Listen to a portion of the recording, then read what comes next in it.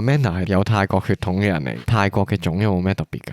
端午節包粽咧都係正常嗰啲鹹粽嚟嘅，即係嗰啲五花肉碎蛋飯粽。fusion 菜啊，嗰啲諗幾法 make sense 啊！你諗下有肉啦，有飯啦，又有蛋黃喎。就我個肥豬肉要剁做肉碎，係啦，加少少香葉。係咪點泰式辣醬啊？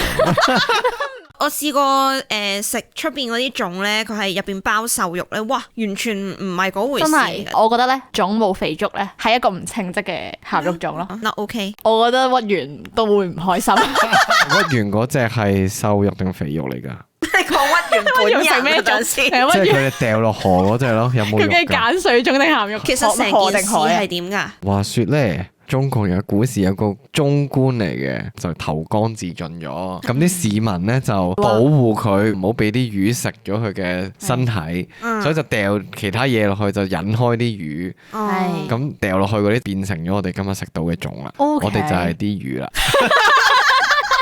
又唔尊重歷史係嘛？